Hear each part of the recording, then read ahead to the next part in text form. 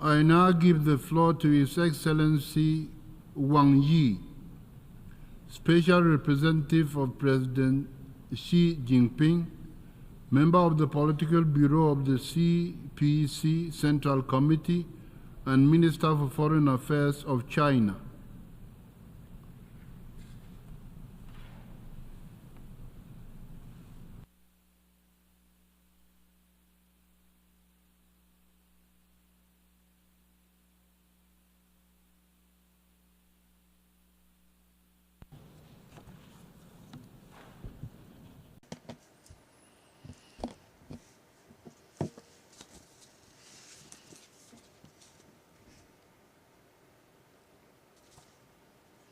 Mr. President, colleagues, today, humanity has once again come to a historical crossroads.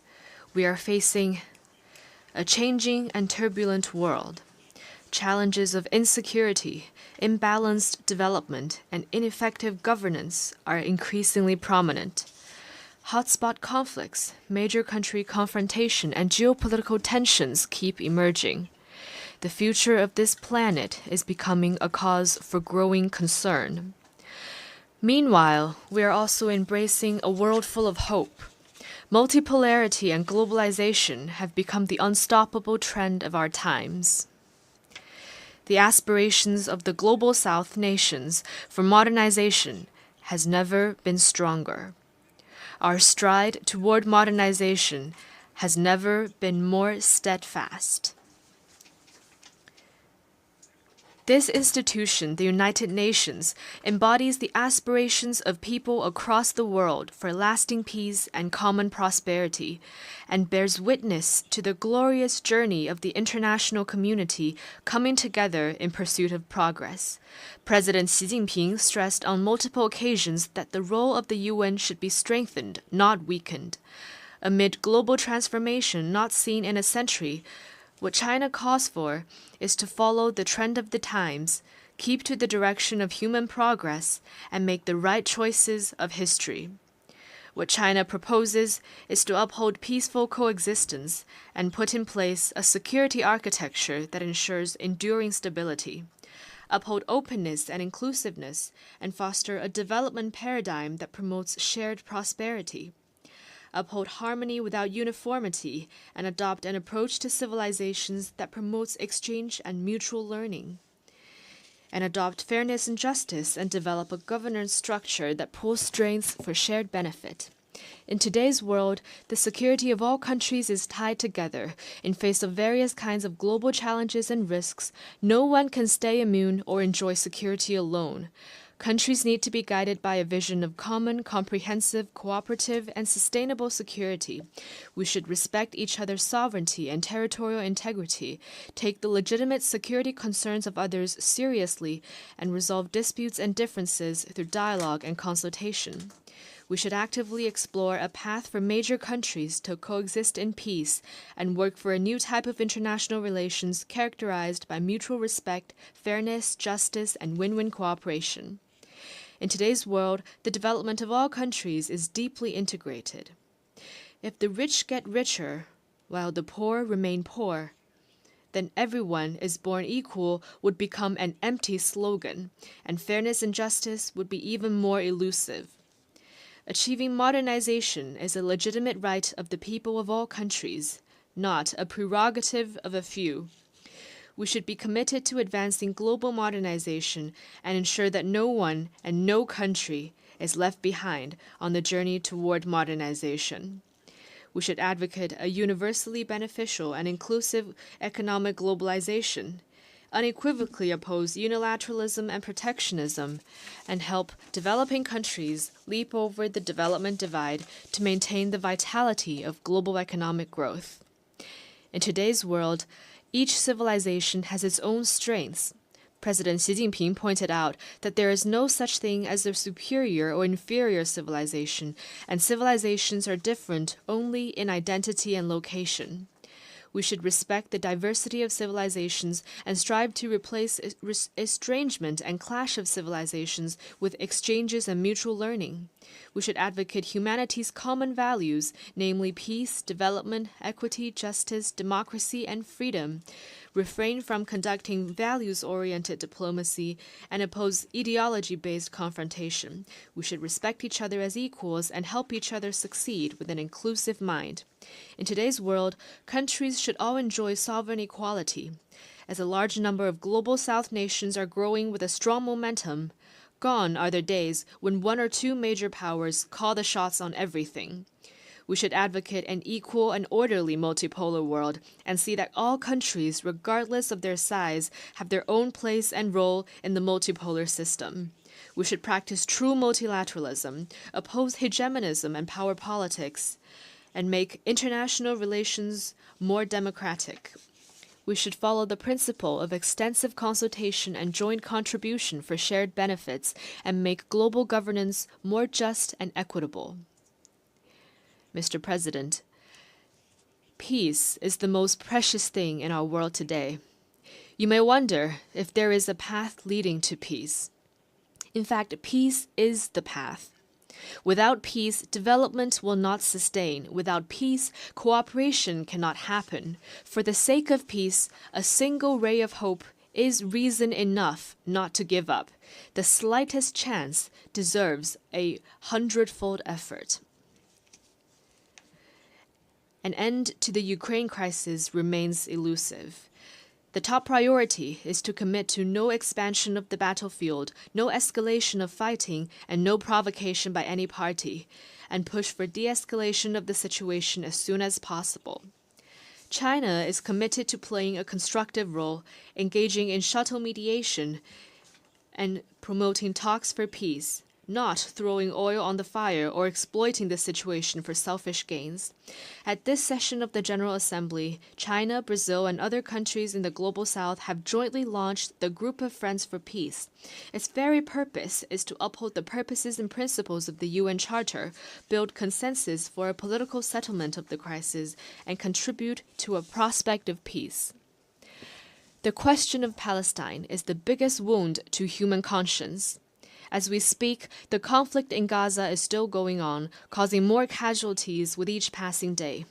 Fighting has started in Lebanon again, but might cannot replace justice. Palestine's long-held aspiration to establish an independent state should not be shunned anymore, and the historical injustice suffered by the Palestinian people should not be ignored anymore. There must not be any delay in reaching a comprehensive ceasefire, and the fundamental way out lies in the two-state solution. China has always been a staunch supporter of the just cause of the Palestinian people to regain their legitimate national rights and a staunch supporter of Palestine's full UN membership. We have recently helped to bring about breakthroughs in intra-Palestine reconciliation and will continue to work in concert with like-minded countries for a comprehensive and just settlement of the question of Palestine and durable peace and stability in the Middle East. The issue of Afghanistan concerns regional peace and security. It is important to help the country exercise prudent governance, fight terrorism effectively, improve people's life, and reinvigorate the economy to create a better life or future for the people of Afghanistan. The Korean Peninsula should not experience war again. The important thing is to make persistent efforts for de-escalation, commit to seeking solutions through dialogue and consultation, realize a transition from the armistice to a peace mechanism, and safeguard peace and stability on the peninsula. China is deeply aware that Asia needs stability and development and opposes division and conflict. As an important origin of human civilization and a key engine of global growth, Asia has the wisdom and capability to stabilize the situations through regional cooperation and handle differences properly through dialogue and consultation. We are firmly against the meddling by countries outside the region, and will firmly resist attempts by any force to stoke trouble and confrontation in the region. Mr. President, as the world faces increasingly serious challenges, China has never opted to be an indifferent spectator. Instead, we've been playing a bigger part in global governance than ever before. President Xi Jinping has put forth the Global Development Initiative, the Global Security Initiative, and the Global Civilization Initiative in recent years. They carry China's wisdom for resolving various difficult issues confronting humanity and bring impetus from China for improving global governance. In the face of uneven and inadequate global development, China's proposal is to put development at the top of the global agenda, focus on delivering the Sustainable Development Goals of the UN 2030 Agenda, increase input in development, and help developing countries better respond to different risks and challenges. At the recent Beijing summit of the FOCAC on China-Africa cooperation, President Xi Jinping outlined 10 partnership actions to be taken together with Africa to advance modernization, and announced the decision to give over 40 LDCs, including those in Africa, zero tariff treatment for 100% tariff lines. China is the first major developing country and the first major economy to take such a significant step. In the face of unilateral bullying acts such as sanctions and blockade, China firmly supports countries in defending their legitimate rights, upholding the equity and openness of the international system, making global development more coordinated and beneficial for all, and jointly opposing technology blockade and rejecting decoupling or severing supply chains. Sanctions and pressure will not bring monopolistic advantages. Suppressing and containing others will not solve problems at home. The right of people of all countries to pursue a better life should not be taken away. Here, we once again urge the United States to completely lift its blockade, sanctions, and terrorism-related designation against Cuba. In the face of aggravating ecological challenges, China is firmly committed to a path of green, low-carbon, and sustainable development. We will move from carbon peaking to carbon neutrality in the shortest time span in world history, contributing China's efforts to harmonious coexistence between humanity and nature. At the global level, the principle of common but differentiated responsibilities must be upheld, and the Paris Agreement must be implemented in earnest. Developed countries should assist developing countries in developing their capacity to cope with climate change. Touting the need of climate response while suppressing the green industries of others will only hold back global progress toward green transition. In the face of burgeoning artificial intelligence, China is committed to taking a people-centered approach, developing AI for good, and putting equal emphasis on development and security. We are working to explore and establish widely recognized international rules and standards. China supports the UN's role as the main channel for global AI governance and is committed to strengthening international cooperation on AI capacity building. China has put forth the AI Capacity Building Action Plan for Good and for All, and we are ready to make more contribution to the sound, orderly, fair, and inclusive development of AI. In the face of the task of human rights protection, China maintains that all countries' right to independently choose their path of human rights development should be respected. No country should impose its own will on others or interfere in others' internal affairs in the name of human rights. In human rights protection, China is committed to putting people first and promoting the free and well-rounded development of the people. We have found a path of human rights development that suits China's national conditions. China is ready to engage in equal-footed dialogue and exchanges with all countries and UN human rights bodies and jointly promote the sound development of the global human rights cause. Mr. President, Taiwan is an inalienable part of China's territory. This is the history and the reality. Both the Cairo Declaration and the Potsdam Proclamation stated in explicit terms that all the territories Japan had stolen from the Chinese, such as Taiwan and the Penghu Islands, shall be restored to China. And this constitutes an important part of the post-war international order. Right here in this august hall 53 years ago, the 26th session of the UN General Assembly adopted Resolution 2758 with an overwhelming majority, deciding to restore all the rights of the People's Republic of China at the UN, to recognize the representatives of the government of the People's Republic of China as the only legitimate representatives of China to the UN, and to expel the representatives of the Taiwan region from the UN and all the organizations related to it. Once and for all, the resolution resolved the issue of the representation of the whole of China, including Taiwan, in the UN. It made clear that there is no such thing as two Chinas, or one China, one Taiwan. On this matter of principle, there is no gray zone or room for ambiguity.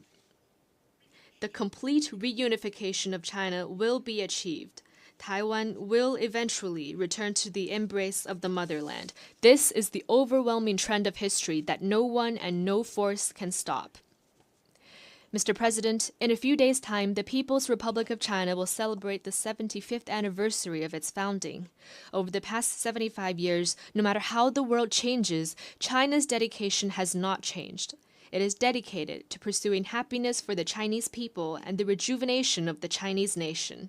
It is also dedicated to human progress and world harmony. In the course of seeking its own development, China has kept in mind the common interests of the whole world, generating new opportunities for the world through its own development. Not long ago, the third plenum of the 20th CPC Central Committee made an important decision on further deepening reform comprehensively to advance Chinese modernization. It will set in motion a new journey where China joins hands with the world in common development and progress. Chinese modernization will contribute robustly to world peace. The Chinese culture values peace, and the Chinese nation has no tradition of external expansion. China, once a victim of foreign power bullying, knows full well the value of peace and the hard-won gains of development. In fact, China is the only major country that has written peaceful development into its constitution, and the only country among the 5 nuclear weapon states to pledge no first use of nuclear weapons.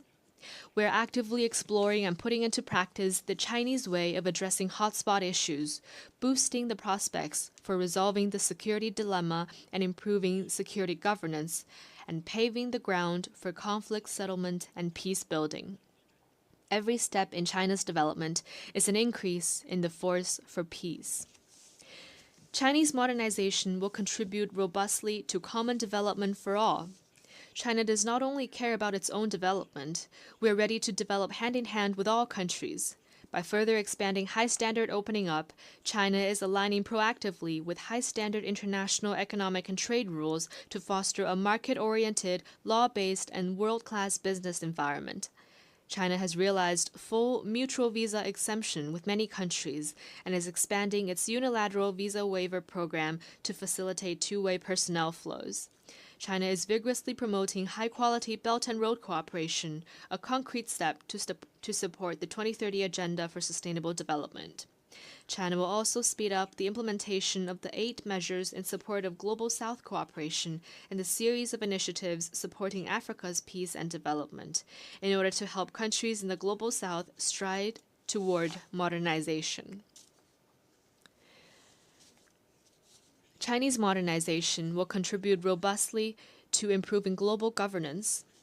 China has been an abiding supporter of the UN's continued reform and development to bring about a modernized UN 2.0. The international financial system needs to be more fit for the times, and global governance should be more balanced and effective. China will continue to fulfill its international obligations, provide financial support, and send our best minds to the United Nations. The UN system needs to respond to the legitimate calls of developing countries and increase the representation and voice of those in the Global South. Chinese modernization will contribute robustly to the advancement of human civilization. Chinese modernization is rooted in China, but has also drawn on the achievements of other civilizations. It has created a new form of human advancement and provided a new choice to other countries in exploring modernization paths. China advocates that different civilizations respect and learn from each other to jointly advance the cause of human civilization. China has proposed the setting up of an international day for dialogue among civilizations. We call for more people-to-people exchanges and cooperation across the world to promote understanding and amity among people around the world. Mr. President, next year will mark the 80th anniversary of the victory of the World Anti-Fascist War and the founding of this very organization. China stands ready to work with all countries to renew the founding purposes and mission of the UN, reaffirm our steadfast commitment to the UN Charter, advocate and practice true multilateralism, build a community with a shared future for mankind, and jointly usher in a better world. Thank you.